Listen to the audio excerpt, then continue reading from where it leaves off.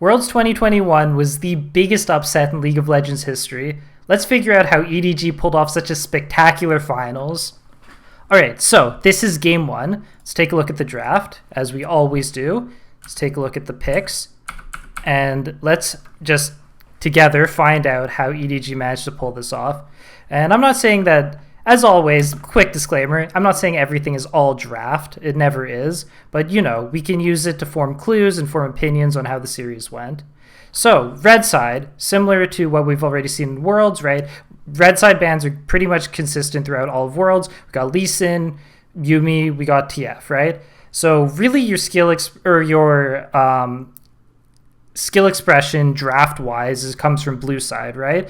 So Damwon, who has chosen blue side as the first game, is banning Aphelios, Nami, and Lissandra. So Lissandra already tells us a lot. Lissandra is the natural counter to LeBlanc, which means that they probably want to first pick LeBlanc.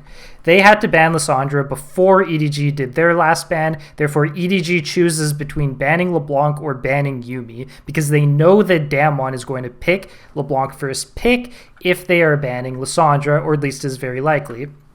As well as that, they also go for Nami ban, an Aphelios ban. Viper's a good Aphelios player. Aphelios has looked good throughout Worlds, and Nami is very strong right now with the Electrocute build and Mandate with things like Lucian. Alright, so in response, we see Jhin and Jarvan. So we're going to talk a little bit more about Jhin later, but Jhin is very popular in this final series. We'll see why. Also, people have questions about Ghost's champion pool. It often involves Jhin and Ziggs and not too much else, honestly. Gigi, also notorious Jarvan player. Jarvan is a sensical pick. I think there was a lot of people that criticized Jarvan early into the tournament. We have to keep in mind that what is strong changes as the tournament progresses, because as you reach higher and higher levels of gameplay, the champions that are strong changes, as well as players are strong at different champions and have their own personal preferences. I was a Jarvan hater too. I thought it looked really weak. Gigi's a great Jarvan player though, so we have to keep that in mind. But anywho, enough about that. Let's actually talk about the draft. LeBlanc is a very straightforward hero. She's snowballing early game. She only goes in, right? I'm going to say this every video I do. The easiest way to think about League of Legends is two types of comps. There's the sort of comp that's very proactive and goes in, and there's a sort of comp that's very reactive, and it sort of waits for you to go into them, and it counters the going in comp. And that's the most basic way to think about League of Legends. And of course, there's just levels and levels of nuance to go off from there. But I think that's the easiest way for people who are new to understanding picks and bans to begin grasping how the comps work. And what we know from LeBlanc is she jumps in. What do we know from Jhin and Jarvan? Jhin can play at a couple different ranges because there's some siege capabilities, but he's very good at following up people that go in with his ultimate and his W ability. Jarvan can only do one thing. One singular function he can go in. So we open up with a lot of picks that can only really go forward. And heroes that go forward can kind of counter other forward comps by going Gore Drinker. It's like a light counter. We also see the Ziggs come out, which implies AD jungle and AD top, maybe making the way for something like Graves if possible. And Rakan is a hero that I don't particularly find that strong, but he doesn't need to worry about being a weak laner if he's playing with Ziggs, as Ziggs just clears waves. You don't have to worry about losing waves, so you can pair up Ziggs and Rakan together because Ziggs is just going to be on wave clearing duty. And what we know from Ghost is he's one of the only ADs that can really play Ziggs in the tournament at a high level. And Damwon has shown us their hand many times, and we're all very familiar with their playstyle. Ghost plays a more supportive AD carry position, and Ziggs fits that role perfectly. When Ziggs plays with characters that go forward, he often just follows up with his ult. And then EDG picks Ryze. Ryze is a little multifunctional, but he's very much a mid-range hero, and he's better in comps that are very mid-range and things run into them. And then there's nuance to when Ryze can be picked. But what we're seeing right now out of EDG is they're basically just on comfort picks. And it's very interesting because if you do your research, right, and we just think of what has EDG been playing and what do we think is going to be good into EDG, we might think Jarvan, we might think Rise, right? What other picks do we think that they might be looking for, right?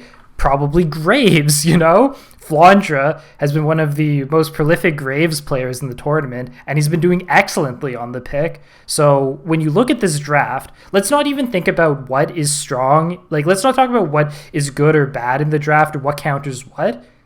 What we already know is that EDG has picked a lot of heroes that are comfort picks and they wanted to play already. And that's something to keep in mind. So do Rise and Graves work with a comp that sort of jumps in and goes forward? Lightly. I don't love Graves with comps that jump in. Some people really do love giving Graves some frontline and letting him clean up a little bit.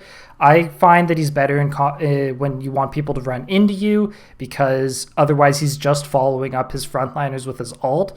Rise sometimes can also have a little bit of a hard time following up depending on what the comp is. So EDG is playing at a couple speeds, but it won't be too bad considering they're also fighting something that goes in very hard as well. So Rise and Graves will be very strong into LeBlanc and Rakan. Problem is maybe they won't be able to jump on Ziggs as hard as they need to, because Ziggs is the sort of hero that you kind of just want to get on top of if possible. Once again, there's nuance there. But let's talk about the second rotation of bans really quick. In the first game, EDG goes for second rotation bans of Kiana and Talon.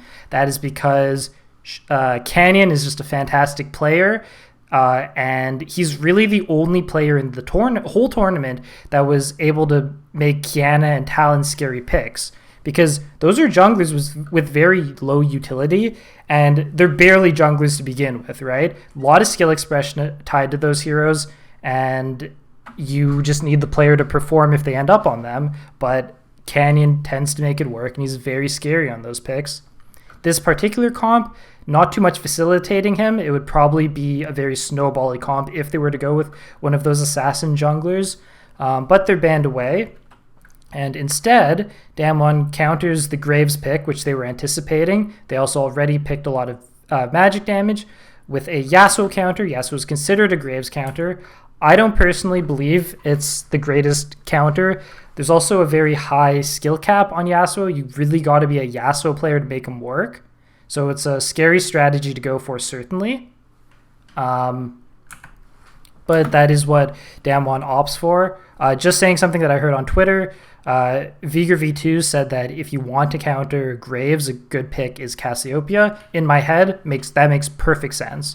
So maybe not choose so much magic damage, go a little bit more physical heavy, run Cassiopeia as your counter pick, assuming your top laner plays a strong Cassiopeia. That makes perfect sense to me. But yeah, this is the comp we end up with instead. And it's not bad. Certainly Graves has a couple targets that he's armored against with his armor passive, but there's also magic threats, and it's mainly going to be trying to snowball through LeBlanc Xin in the early game, those two early game picks, and then hopefully Yasuo just works out top lane. As for EDG's comp, it hasn't changed much from what I already talked about. I think the main thing is they get a lot of comfort picks. So I don't have much to say on either of these drafts. I really do feel that Damwon went for a snowbally comp with a surprise Yasuo counter pick, and EDG literally just went for comfort picks, and the comp itself doesn't matter that much. That's how I feel about that draft. So I want to quickly bring up sorry, that was really silly of me. That in the last draft, it wasn't done yet. They do not pick Rel, they pick Zilean last pick, which is very important because it changes the entire narrative of the draft. Zilean is a hero that doesn't do much from the support role. He just is there as a scaling win condition. So you're nearly 4v5ing under most circumstances until Zilean scales up, because he's in the support role, so he doesn't have a lot of income.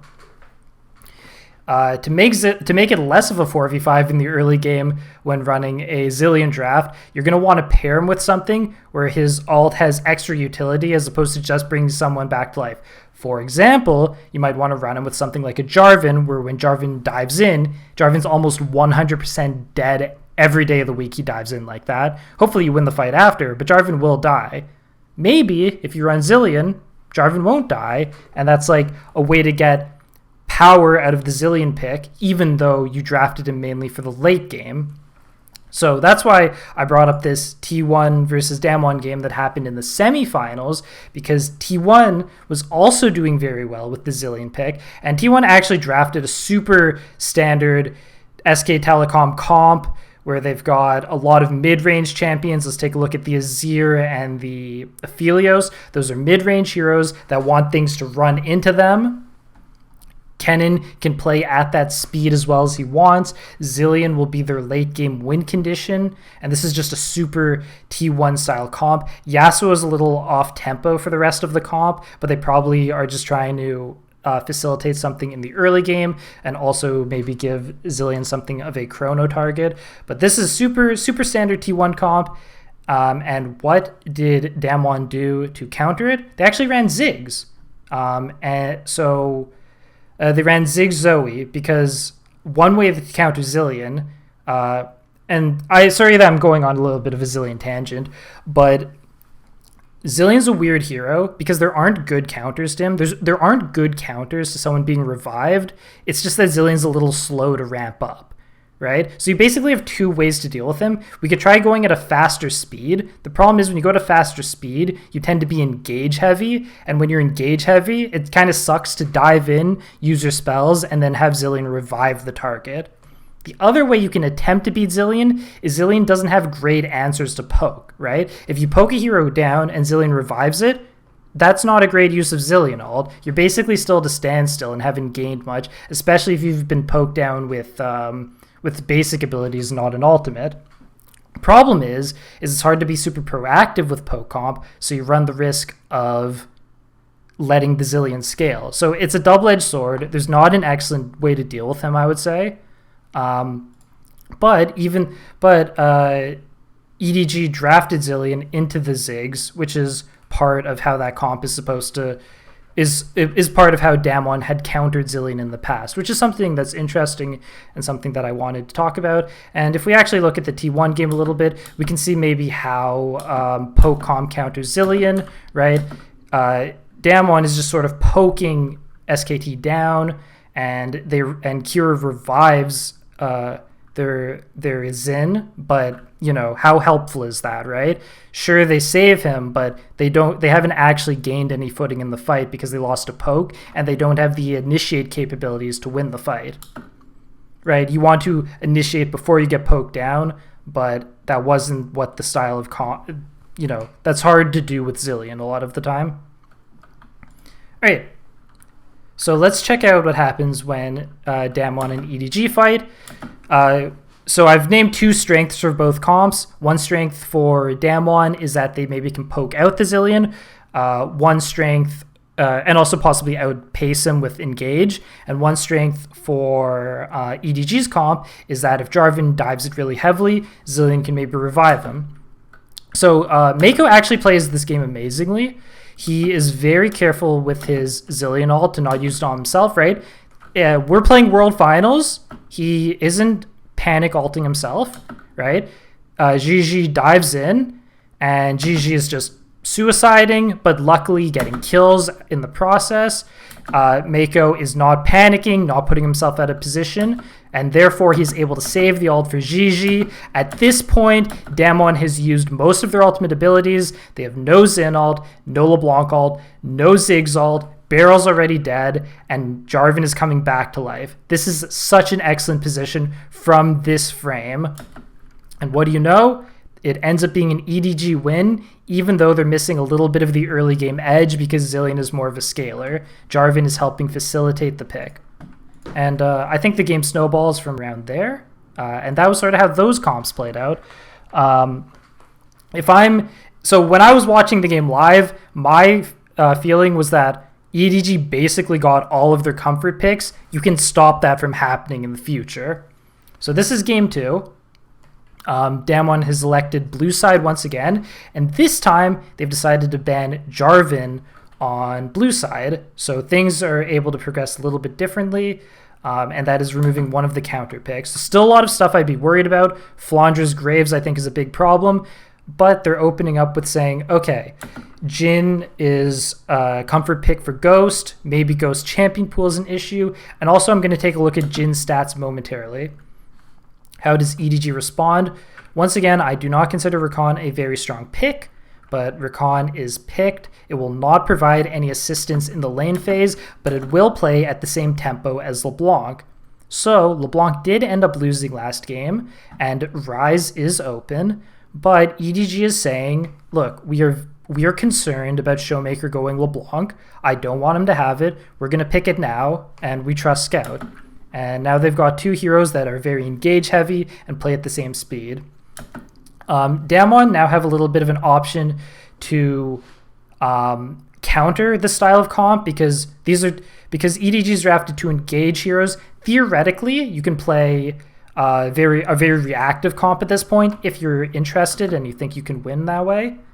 And they go Graves, who I've said before is better, I feel is better in a more reactive sense, as well as we're denying the pick from Flandra.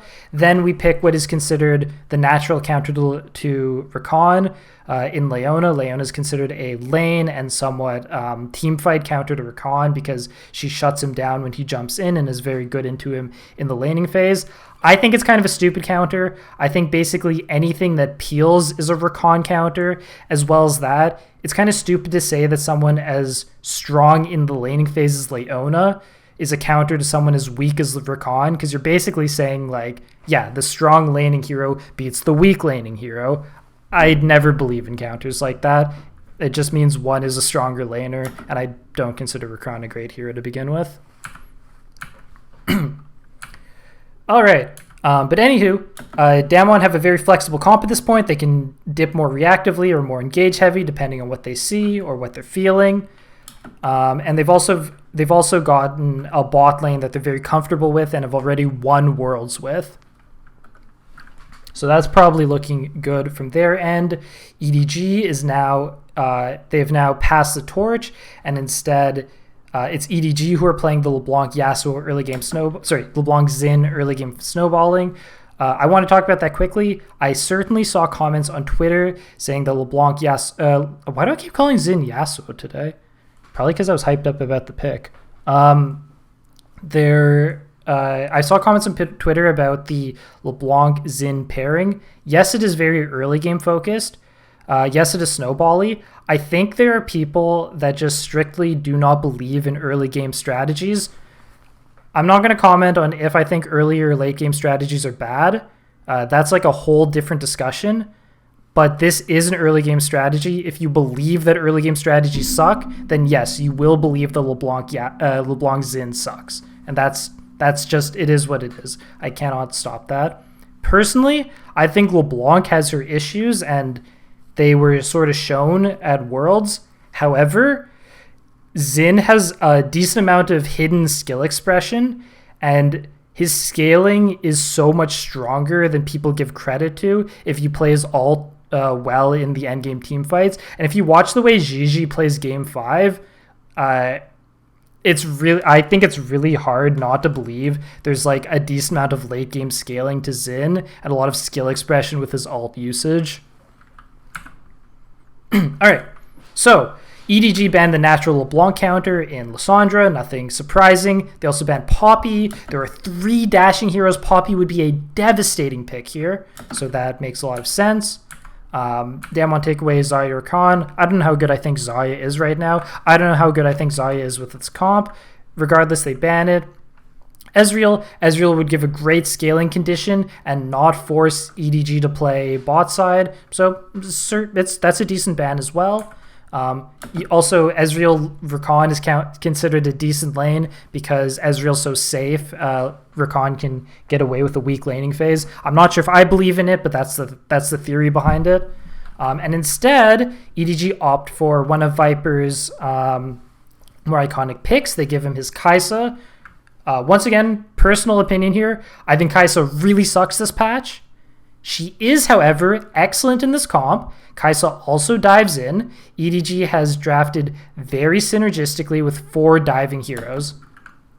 Damwon, however, have a lot of flexibility. They can choose heroes that are both reactive in the Graves, heroes that are sort of can play at multiple speeds like Leona and Jhin, while also picking a decent amount of initiate heroes because, you know, you can only play so reactively without... You can only draft so reactively in World Finals because at some point you'll actually need heroes that can create pressure and get picks and such. And Damwon respond to the Kai'Sa with a very interesting comp. This time Canyon's heroes are up, possibly because Ziggs hasn't been picked. So maybe EDG thinks they can just stack armor, that's reasonable, especially when Talon and Qiyana are lethality heroes. Damwon don't draft a lot of magic, but instead they draft Malzahar as a facilitator for Ghost. As well, Malzahar is a super good counter to very engage-heavy comps. It sucks really bad to be diving into Malzahar and getting ulted, right? And we already see a ton of really solid Malzahar targets. The one big issue is that, and I'm not a mid laner, I also don't play high level, so take this with a grain of salt. But Malzahar used to be considered that Malzahar is very countered in lane by LeBlanc. So that is something that could have dissuaded the pick, because I've seen Malzahars get absolutely rocked fighting LeBlanc. It's not a good... It used to not be considered a good lane counter. I imagine it's still not. But it's a decent team fight counter because LeBlanc dives in and Malzahar can potentially catch her with ult, or at least dissuade her from jumping, or force a QSS buy. All are good options. EDG can now maybe try and counter what Damwon's drafting, or draft a full synergistic comp. Subjectively, I strongly believe in just completing the synergy of your comp. Even if your comp doesn't counter your opponents, your players may as well be on the same page in what their goals are. And EDG's goal is super straightforward. These are 5 heroes that just dive in, right? Super straightforward. We're going to dive. We're going to try and find priority picks. Maybe we can catch out Jhin. You know, maybe we can catch Canyon, whatever it takes. But it's going to be hard, right? Because you got to run into Graves, got to run into Malzahar. You got to not get peeled by Leona. It's going to be tough, but at least they're all on the same page.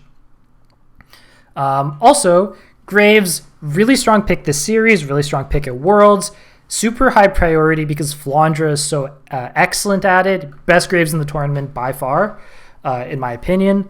You need to find ways to counter the Graves. Irelia is a potential counter. Irelia counters ranged in lane quite well. Through the series, everyone just tries to counter Irelia. Okay, let's quickly talk about Jhin like I promised I would. Jhin at Worlds, first of all, Ghost, prolific Jhin player, literally won Worlds playing it, and he has champion pool issues, or at least that's like a popular opinion. Jhin had a huge presence and really high win rate, 62% at this Worlds, but it's actually even more critical than that. So when you're wondering why in this final series people are picking Jhin even though it's losing, we step back and look at the stats. If we look at the matches and we take a look at the matches that happened in the knockout stage of Worlds, it's just victory. Like, it's all victories, right? This stuff beneath is this stuff beneath this line here, this is all play-ins, but this stuff at the top here, this is all knockout stage, and it's just all victories, right? Until the very final series. So if you're wondering why the players are prioritizing Jhin so heavily, I think this is probably your answer. All right. So anywho, we've talked about the comps. EDG really dives in, but Damwon has some good ways to counter that dive. Let's see how this fight at First Herald plays out. I think this was First Herald. I hope to God this was First Herald. So we open up with Beryl jumping in. He's not playing Peel right now. They feel like they need to be proactive here, and they feel like the backline is safe enough. Looks reasonable to me.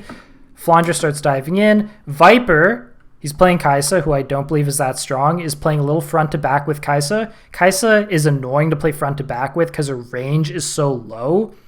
Even though she outputs a lot of DPS, it is hard to actually secure those kills, which is why she kind of needs to dive in on backline with her teammates. And by the way, I think Viper plays an excellent game just from a mechanical point of view. I just don't think his hero allows him a lot of options.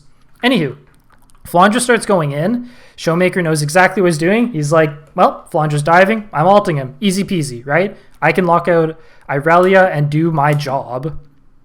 Sounds great. At this point, Beryl has reset a little bit so he can peel a little more. Khan is on the outskirts here, able to DPS everyone that dives in. EDG has not cleanly engaged as a whole. They've been engaged on, and they're having trouble getting to backline together. The second they start to form together and actually go in, with Scout jumping in, the rest of the team jumping in, Canyon playing a skill expression here with high skill expression, right? There's no obvious goal for Kiana in this fight. He ults the wall, hits a ton of members, simultaneously peels for his team, right? Stops Scout from going on the backline, getting on Ghost. At this point, this fight looks amazing for Damwon. Already looks won. Ghost is able to DPS. Exhaust hasn't been used yet. Flandre's too weak after the Malzahar ult, and that's just a fight win. And that ties up the series 1-1 and brings us into Game 3. All right, Game 3. This time, EDG has come off the loss, so they're able to choose blue side. The bans change up a little bit. EDG make sure that there's no chance Canyon's getting on Kiana. They've also said that Rakan is too hard to deal with.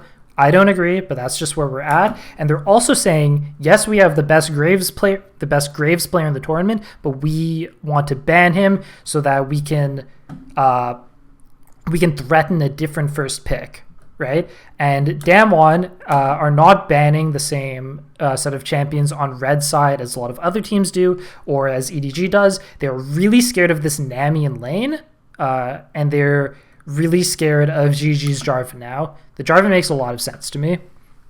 So now we've got TF and Lee Sin up. Damwon is saying, we can deal with your TF, no problem. And then they pick Lee Sin. Keep in mind, EDG also could have left up Lee Sin here, but that would have allowed Damwon to have TF, which is one of their best picks, and we'll talk about that in a little bit as well. So, after seeing the TF, Damwon say, all right, I also don't want Viper playing, so we want to get Lee Sin, of course, and we also don't want Viper playing Aphelios, so that's what we're going to do. EDG follow up their picks with a Jace and a Xin. This comp already, very scary. Jace plays at a couple speeds because he can poke, but he also follows up very well because of his movement speed. If he wants, he can even poke and then just sort of jump in and die with his abilities and deal a lot of damage and probably win the fight.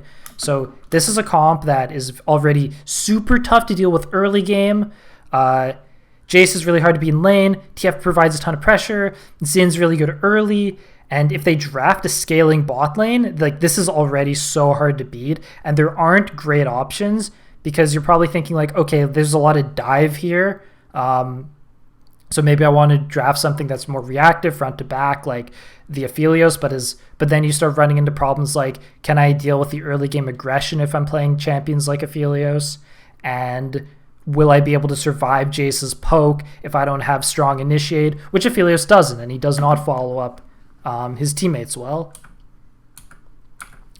So this comp, already multifunctional, a lot of problems, and then Showmaker counters it with the Sylas. Sylas is, I don't really agree, but Sylas is always been considered somewhat of a TF counter because you can steal TF's ult and you can follow him around the map. It's a way to match TF's ult pressure.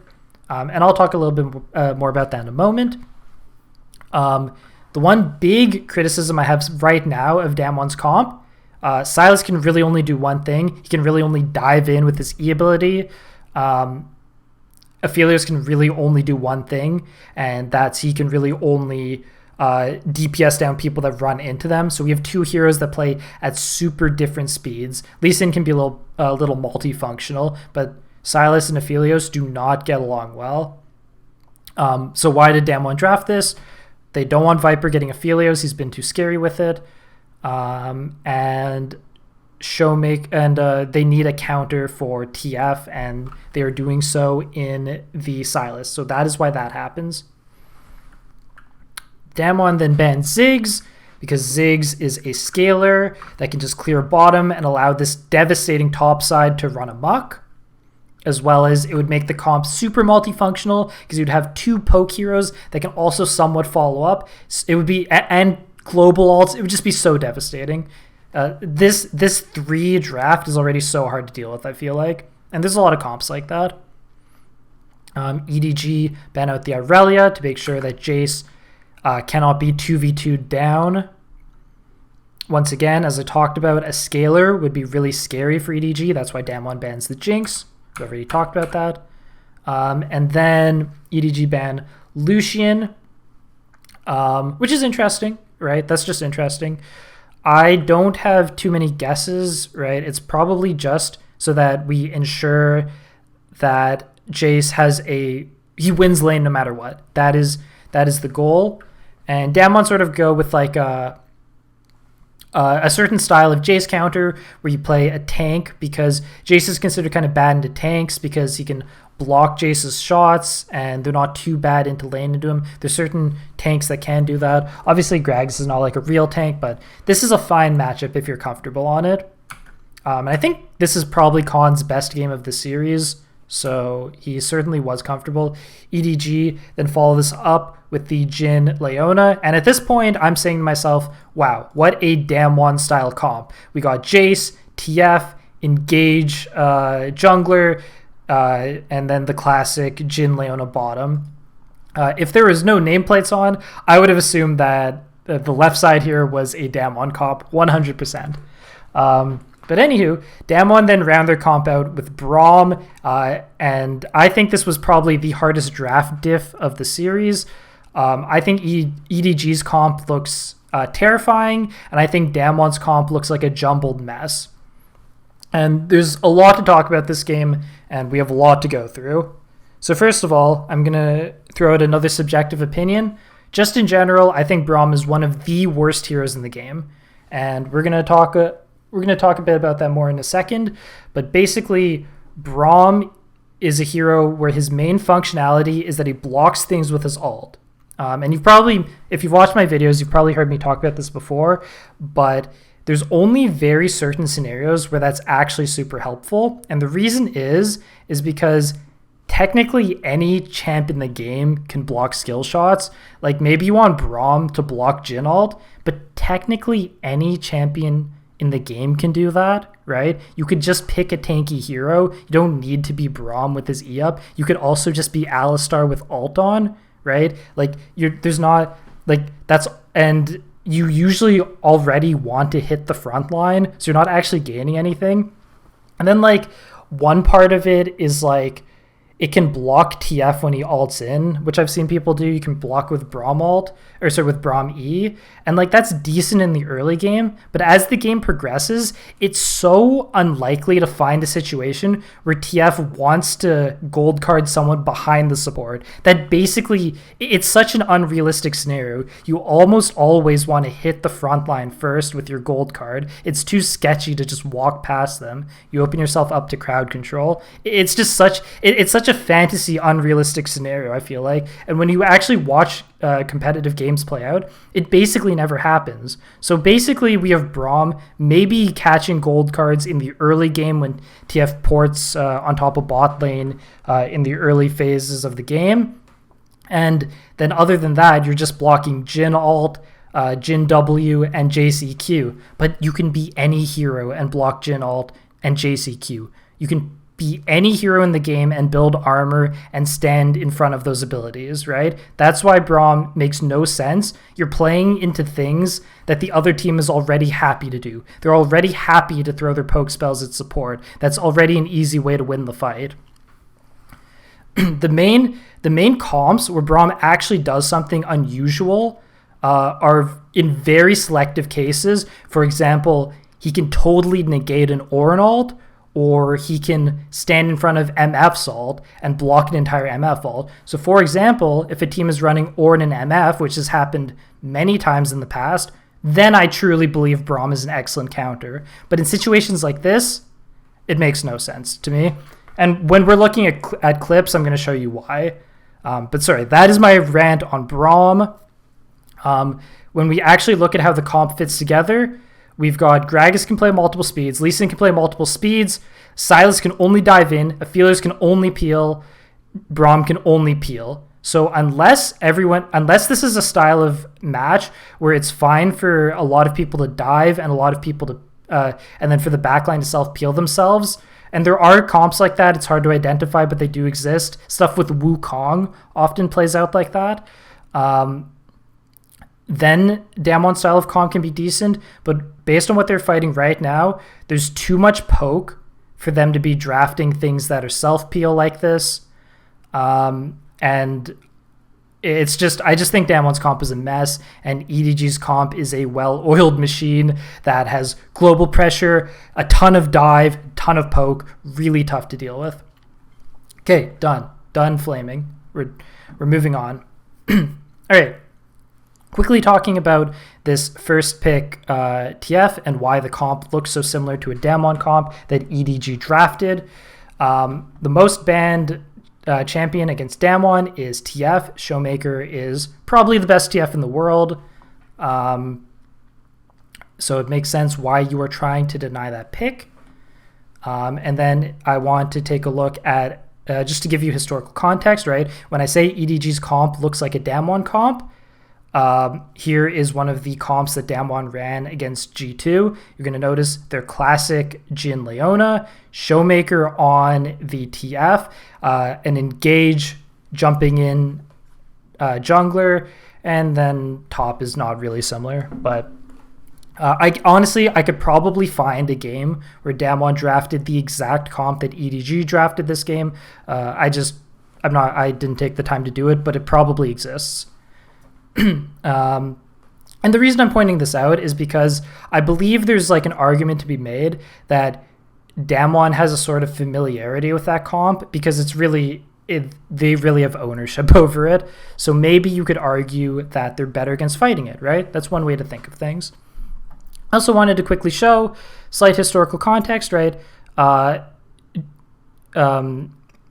has always been considered a TF counter because he steals the ultimate. I don't think it works that well, but there it is. All right, let's look at some plays. So this play I pulled up so I could quickly flame Braum, and we're going to be flaming Braum as a pick a lot. So let's see what Braum's functionality is. Braum is walking forward, right? And he wants to tank for his team and create space and protect those behind him.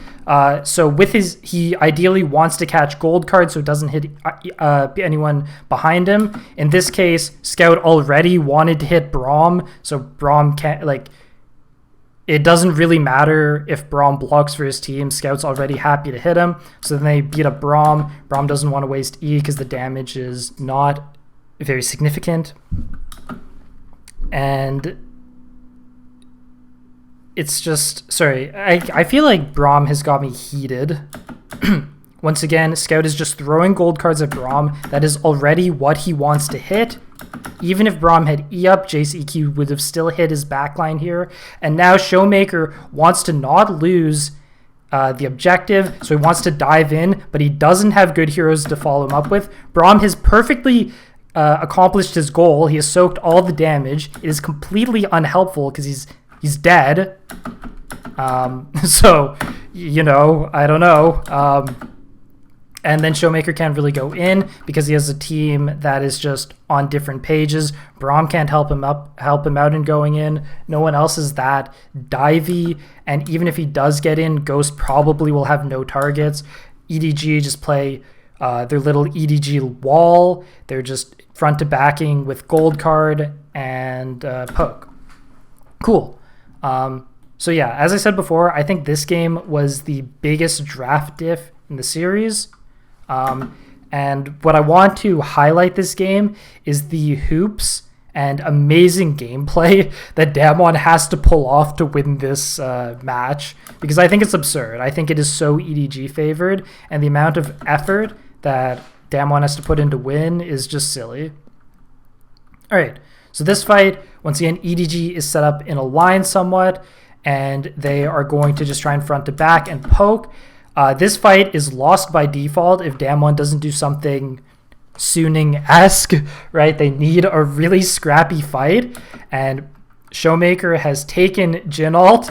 He dives into the pit, E's in, flashes, uses his ult to knock away Viper while knocking Gigi into his own team, basically in-secking, while defending himself with the Jin ult. So super skill expressive play, super difficult to navigate. Showmaker is now also negating TF card because he has Jin ult on, or at least has to fade until TF's able to ult. And even with all that amazing gameplay, this fight still isn't very good for Damwon. Khan throws an ult there, doesn't use it to break Jin ult. That's a possible function of Gragas ult. He doesn't go for it. Ghost throws his ult. It deals a decent amount of damage, but his champion doesn't follow up very well. Let's also quickly take a look at what Braum did during this fight, because, you know, why not? So Braum walks out in front, which is his functionality, right? He gets knocked backwards by the ult. He ults, even though it's... So Braum ult is a peeling spell, but he's going to use it here to the best of his ability. Not amazingly shot. I should say this was actually a very weak Braum performance in general, so take that with a grain of salt as I'm criticizing the champion. Braum then throws up shield so he doesn't die. Probably could have saved it to be more reactive. But at this point, he starts blocking Jin ult, or at least attempting to, which is already what he wants to do with the pick. But once again, it's not that helpful, and he actually has to dive back because his health bar is going down. And I promise you, Jin does not mind the fact that he's hitting Braum. He's happy to. Anywho, fight progresses this way. Damwon has done all these amazing theatrics. They still haven't won the fight. It's still just a fight lost for some reason, and yeah, they put in all that legwork. Showmaker played incredibly, and then they still lose the fight. All right, so then we find ourselves in another team fight, and it's looking very similar. EDG is grouped, and the things that have to happen for Damwon to actually win this game are kind of absurd. So Showmaker's looking, he's moving back and forth, doesn't want to get caught by Mako. Mako plays this fight horrendously. Mako's maybe the best support of all time. He plays an amazing series. This fight right here is played horrendously, though. So let's watch what happens. He commits Q to Braum, who's effectively doing nothing right now. His Q is now on cooldown. It gives an opening for Damwon to play. Showmaker is still playing the edge to the best of his ability. He has Xin ult again, which is super critical. Canyon goes in. Flandra Qs him at the same time, sending him over the wall. It's debatable if this is good or not, but Flandra's now a little zoned, and he does not have his ranged form up just yet. Mako E's in on Canyon. Doesn't have Q up because he Q'd Barrel already. It would have been ideal to Q here. The E sends him over the wall, which is just a complete disaster. He now isn't sure if he wants to commit flash or not, starts moving to the top side of the fight, but unfortunately, Showmaker's still on the bot side, Canyon's still on the bot side. Canyon catches the backliners with a double knock-up on the Gragasy. Showmaker's now able to follow up with his own flash into Jin ult, and the backline is just massacred. Mako has basically zoned himself. Flandra has basically zoned himself. Gigi is just 2v1ing to the best of his ability. So Gigi is pulled the correct amount of pressure, but it's like most of his teammates weren't in the fight, and his backline just gets massacred. So that fight is just a mess. It's such a mess. EDG has to play very poorly, and Damwon have to play very well for it to work out. Yeah, and then I have one more fight I want to show here, just for the sake of it, because this was a fun game. I personally felt like Damwon played this game much better, but really had to try hard to actually win the game. This very easily could have been an EDG win. Could have been a 3-1 series, certainly. All right, so this is also really funny, right? Jin starts ulting. Beryl wants to protect Canyon, so Braum is doing exactly what he wants to do, which is defending Jin ult with his E, which is put the champion low. And once again, I promise you, EDG does not they don't mind the fact that their poke hit Braum. Like, it's not a bad thing that Braum is low now. Anywho, this looks terrible for Damwon. This is salvaged by just an absolutely incredible Canyon play. Goes in, kicks, immediately stopwatches to buy time. Flandra's dead. It's just wonderfully played. And yeah, then Damwon could just clean it up because it was looking really scary. And yeah, Braum does nothing. It's really exciting. All right.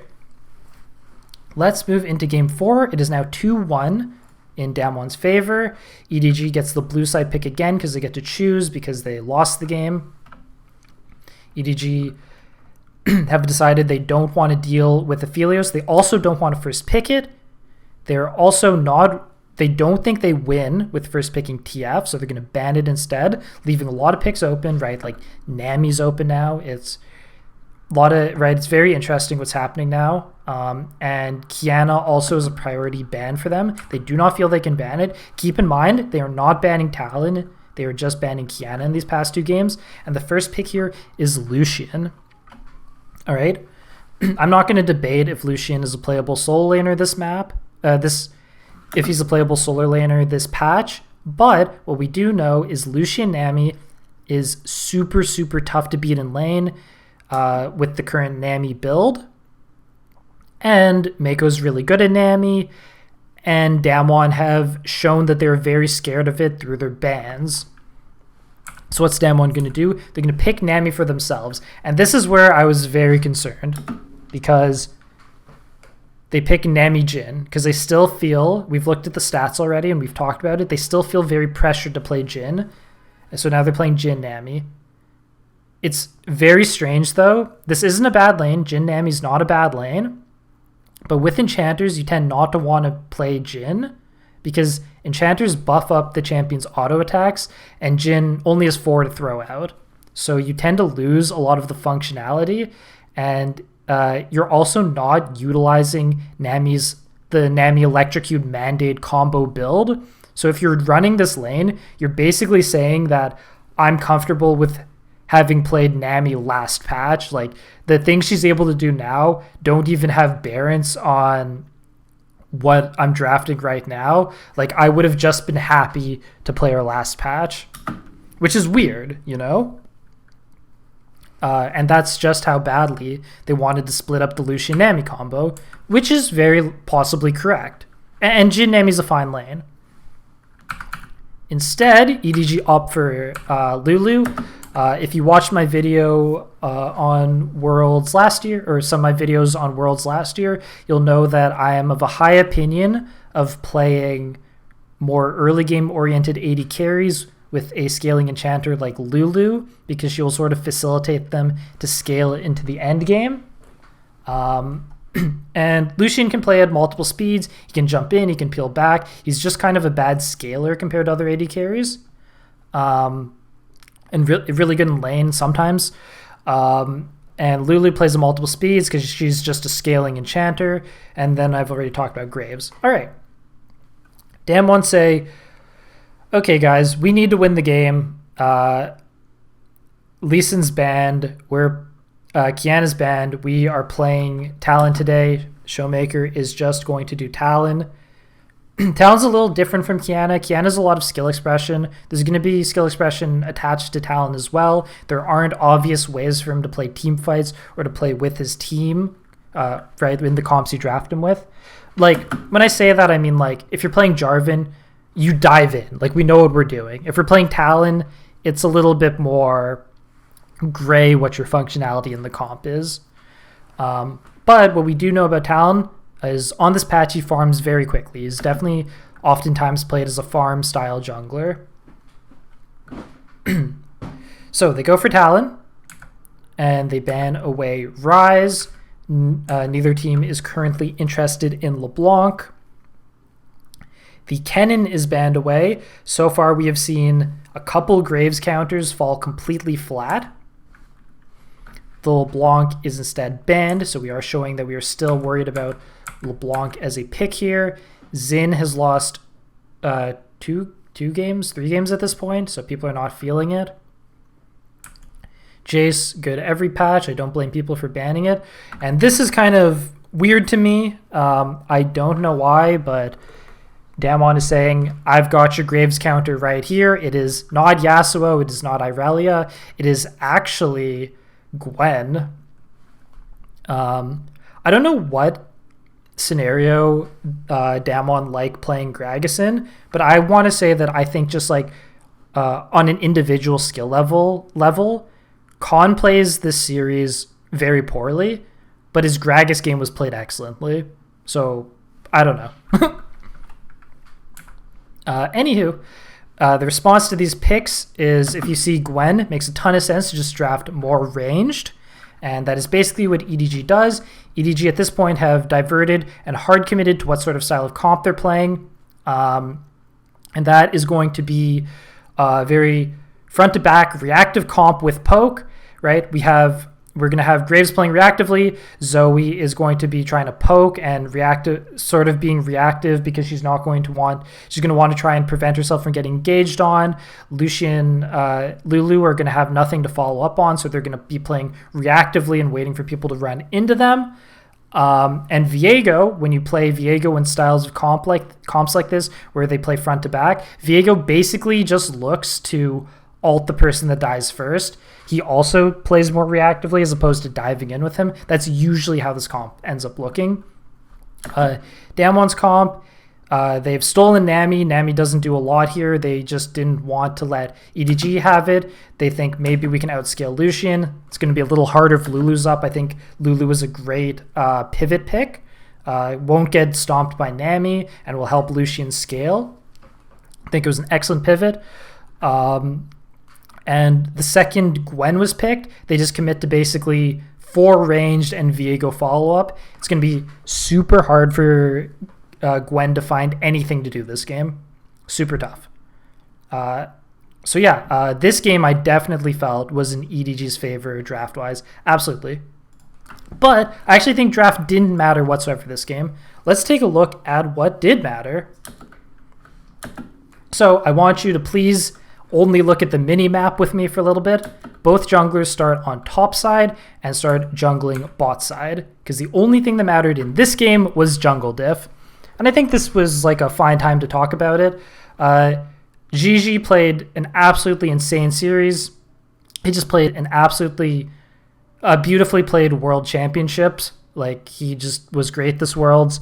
Canyon is one of, if not the best jungler in the game, and Canyon got smashed. And I think that's really cool. All right, so both of them full cleared are clearing towards bottom. GG has skipped his Raptors, instead did Krugs, and now he is moving to blue buff because he feels he can beat Canyon at this buff. Canyon cannot hit 4 by killing this Gromp, but he also doesn't want it stolen. He goes for the smite on it. Canyon does not feel like he can beat Viego in a 1v1. Now GG is free to start doing blue, right? GG skipped his Raptors to make this happen. Super cool play. It's basically being abusive of the fact that he thinks he can win 1v1, and they have Lucian now as an early game pressure point. Also, in general, during this series, Viper was the stronger laner. He just did very well in lane. Mako and Viper did very well in lane versus Ghost and Beryl. When you have early game heroes, we want to get the most juice out of them as possible, and this was a great use of having bot pressure as well as knowing the limits of your hero, because people in this tournament and in general have just had a really awful time dealing with Canyon's Talon. And Talon's not an infallible hero with no weaknesses. He has weaknesses, right? He's a fast clearer, but he's not going to beat everything at these stages of the game, and GG is being abusive with that, and he is bot lane priority. So now he just dips back onto the crab and gets crab. And that's pretty great. From this point, he literally just walks cross map over to the other crab. Gwen is going to have no pressure on Graves in the early game. The only lane that could potentially be doing well is Showmaker, which he is. Showmaker is doing well at this point, and he does have priority, but it's not enough. It is not enough. This part, however, that I want to point out is very, very bizarre to me. Everything GG does makes perfect sense and is great teamwork on EDG in general. Once again, as I'm talking about this, please just look at minimap, or in this case, I guess the screen works as well. But we just look at where the junglers are, of course. Anywho, I have no idea why Canyon walks here. He knows that GG has red. He would have seen the buff on him, as well as his level explains why he has red. Canyon doesn't counter jungle. I don't know if he's faking a bot gank. I don't know if he's looking for a pink to do something later. I'm totally down to assume that Canyon is a smart guy and knows what he's doing. But whatever it is, from a spectator point of view, it looks like it makes no sense because he just walks over and wastes time. Sorry, I hit my mic. Whereas he could have been doing something else. Cool. I'm going to continue looking at jungling here. Both junglers reset at that point, and then they both full clear top to bottom once again. This time things are really interesting. I think this is really fascinating. So GG walks bottom. Both junglers clear top to bottom. GG is doing his Krugs. Damwon knows exactly where GG is, and we also see that Damwon has a good amount of strength on the bot lane here, right? There's low health bars. So Canyon's looking to dive, but he knows GG's in the area. I'm not certain if they saw each other. Maybe that's why Canyon dips back. I'm not certain, but Canyon's probably waiting for Viego to show up, right? And that's just what's happening. It's sort of both junglers know where each other are at that point, right? They're like handshaking on the play. And Canyon's sort of waiting to see if GG shows up. He gives it a beat. GG doesn't. Scouts a little bit, and it's just time to dive, right? The bot lane's too low. We've given GG ample time to show up, and he doesn't, so it's time to dive. But what does GG do? Because why isn't he bottom? Don't we know that he full cleared top to bot? Did he base? He must have based, right? No. GG literally walks from Krugs all the way to top to get the Scuttle Crab. The thing is, so basically what GG has done is he said, this bot lane play is unsalvageable. We are not going to win this play. I'm going to secure my lead by getting Crab. But he also says, wait, I think Khan's walking that way. Scout, let's come take a look. He kills Khan here.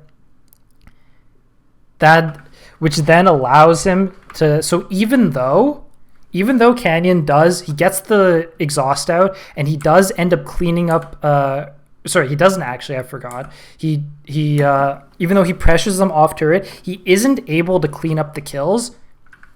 GG said, screw that noise, I'm just going topside. GG now gets the crab. And as we know, GG's already done his bot side. Both junglers went top to bot. So now GG's doing Canyon's top side. It's absolute jungle diff decimation. Not all of it's Canyon's fault. A lot of it is team diff, but super excellently played by GG. Khan here is just inting, obviously. This is classic top laner going for honey fruit. I stand with them in solidarity. It's basically the same as junglers dying for crab. If you're not a jungler and you flame someone for dying to crab, I'm sorry, you just don't get it. If you're not a top laner and you flame someone for dying for honey fruit, I'm sorry, you just don't get it. But yeah, Khan definitely messes up here, and it just puts GG so far ahead. And I don't actually think the content of the game matters too much. I really think that jungle diff was huge. Talon is too weak. Gwen has no targets or any way to play any of these team fights. Bot lane does not go as well as it could have. And I'll just run this clip of GG with his prediction alt, initiate, and into a game win. Obviously, EDG is already very ahead at this point, but it's still a cool play to watch nonetheless. All right, we are on to game 5. Game 5, Damwon has lost the last game. They are now able to choose their side. They choose blue side, as has every loser so far done in this series. The red side bans are the exact same as we would expect. Damwon is continuing to ban Jarvan. They did not have a good answer to Nami. They had to take it for themselves, which sucked. And they don't want Scout getting Rise. It all makes a lot of sense. And they say, all right, Graves too good. Graves is doing too well this series. Flandra's too damn good at it. None of the counters work. We gotta pick it. Scary, right? That's scary. EDG say, Aphelios has been working out for us wonderfully. We like Rakan or something. I don't know, lol. Rakan and Aphelios play at very different speeds. Also, Rakan will not help Aphelios lane, which maybe you want with a more scaling-oriented pick. But realistically, Viper and Mako have been doing so excellently in lane in the series, it's probably safe to assume they'll do fine again. Ghost pulling out his patented Ziggs. The Ziggs comps always look really good from Damwon for me. Also, right, like that team just knows what the function of their AD is. It's more supportive. Having Ghost clear waves and just generically play Ziggs well is very helpful. And I totally agree. It always looks good to me. They're following it up with Barrel's Leona. So comp can maybe play at some speeds, depending on your subjective opinion. EDG is saying we want LeBlanc. EDG now, I don't love the draft. They have Aphelios and Rakan together. And then Kennen can play at a couple different speeds. He can play sort of peel-oriented. He can sort of dive in. I think the best function of Kennen usually is comps that are more mid-ranged and have to stand on top of each other, because then Kennen can kind of get a big ult. I think that always tends to look decent. There's a lot of nuance there, but this is our last attempt this series at dealing with Graves effectively. Last game Kennen was banned, so this is how we are going to deal with it instead. And then for second rotation bans, EDG says, you guys have not picked Kennen a jungler yet, and we have left Kiana up because we could not beat his Lee Sin. But you've not elected to choose Kiana yet, therefore we are banning the Talon and Kiana. And as a matter of fact, a lot of junglers are gone in general. No Lee Sin, no Jarvan, no Kiana, no Talon, and then EDG narrow the jungle pool even further. Oh, wait, no, sorry. That was wrong. I forgot that. I thought they pick a jungler here. They don't. I remember what happens. They're scared to pick Xin because Xin has done so poorly this series. So they don't.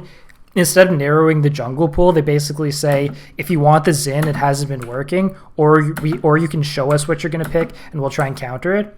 Damwon say, yeah, you know what? We're down to deal with Xin. We have an idea, or like we have a hero that we think might be better. Let's go with Trundle.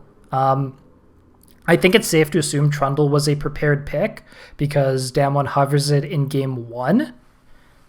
However, Trundle has a weird matchup into Xin. Trundle is really good at front-to-back reactive comps because you throw Trundle ult on whatever's initiating and he siphons the stats and then you can kill it really fast. So initiating tanks or things, initiators with stats attached to them, really bad into Trundle. However, EDG doesn't really have that right now. Ulting Rakan's already squishy, not that helpful. Ulting Kennen will probably already have his ult off in Zhonya's, and the two other targets are not divers. This is not a good-looking Trundle pick. It is in anticipation for a Xin pick. However, although you can ult Xin and siphon his stats, which is definitely a good strategy, and we have 3 heroes already playing at close or mid ranges that can DPS Xin in a team fight with the Trundle. Trundle does not beat Xin in early game skirmishes, so it's not like a hard counter. It has some light team fight. It's a light team fight counter. And then lastly, Showmaker picks his legendary Syndra. I think basically every great mid laner has an excellent Syndra. Syndra is like the defining line between a good and a great mid laner. Because good mid laners, decent as Syndra. Great mid laners are just, they're amazing as Syndra. And then EDG are like, all right, you didn't want the Xin, you've instead gone Trundle, and we've been able to see your jungle pick. Yeah, we are totally down to pick Xin at this point, even though it has performed poorly in this series. Cool. So what we end up with is really weird comps. We have a pretty reactive comp from Damwon, but they do have a lot of space to play with and long range that they can play off of, right? There's a lot of options for Damwon here. Damwon can land a Syndra EQ and follow it up with... sorry, they don't even need to do that. They can throw a Trundle Pillar or a Syndra EQ to slow or stun someone and follow it up with Zig spells and Gravesalt, and that's easily a kill. And then they have Leona that can follow up or peel, play at multiple speeds. So this Damwon comp actually looks really good to me other than the Trundle, but I will say Trundle basically looks useless. It nearly looks like a 4v5, which is not what you want to hear on game 5. And then EDG have just said, we need Aphelios. Mako's got to be on a playmaker. The Zoe's working out for us, and it'll contest the long-ish range and more reactivity of what Damwon is drafting. That makes sense. And the jungle pool has been narrowed. Plus, we're going to need follow-up. Everything here can follow up decently except Aphelios, so it's still a pretty engage-heavy comp. But I think the main... So I think as a whole, Damwon's comp I like a lot more. As a whole, I think it's much stronger. But what makes this game very interesting, and I'll explain to you my exact thought process when I watch this live, because I think this is really fascinating, and I'd like everyone to think about it. The jungle pool is heavily pinched, right? How does Damwon usually win games? Well, it's the Showmaker Canyon show. Those are the carries, and Ghost just does this thing, right? Ghost just chills. And that's great, right? That's fine. That is a strategy that works excellently for them. This is one of the most decorated teams in League history, and they just constantly look amazing. But there is one really big concern, and partially it happened because of the pinching of the jungle pool. This comp that Damwon has created, Ghost is on clear bot duty.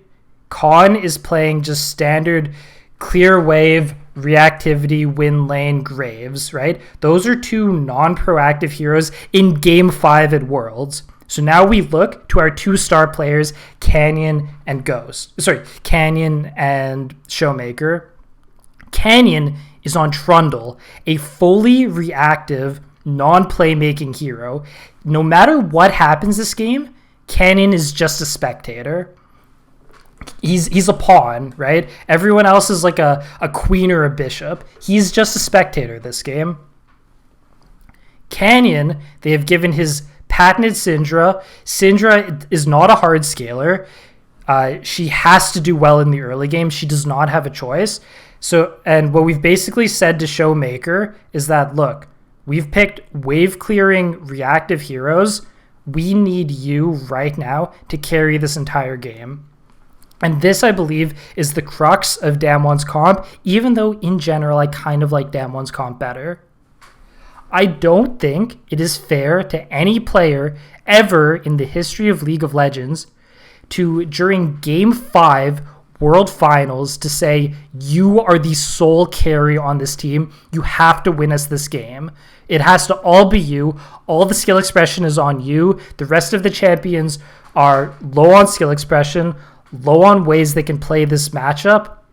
We need you, Showmaker, right now to win us this Game 5.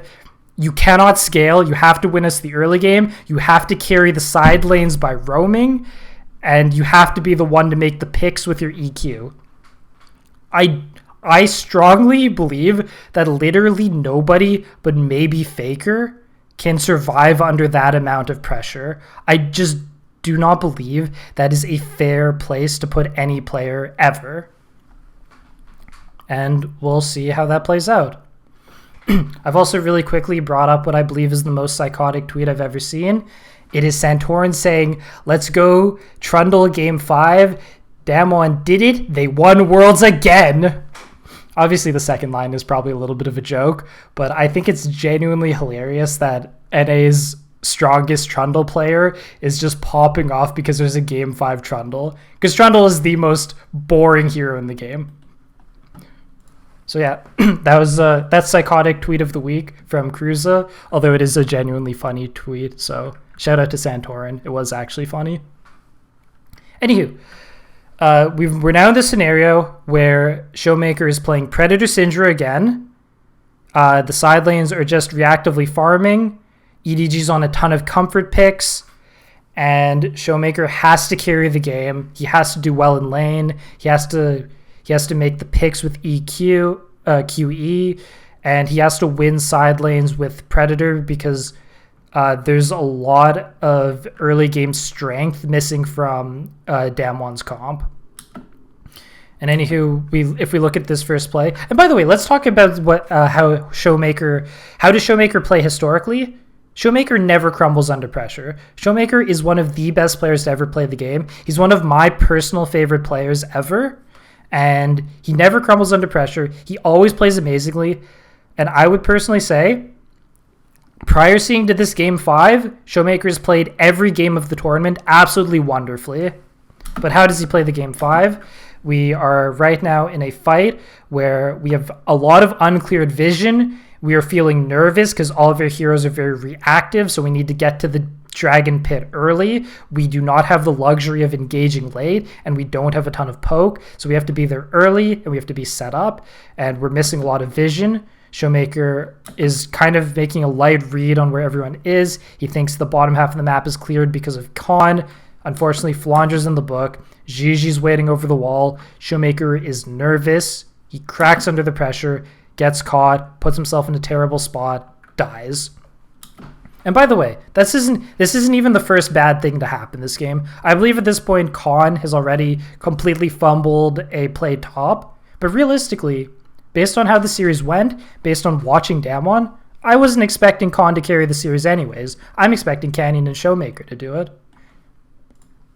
But, it'd be nice if draft-wise it'd be a little help.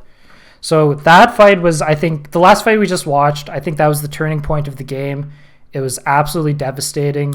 But, let's watch another fight where EDG is already at a gold advantage, and let's see if maybe someone can pull a rabbit out of a hat.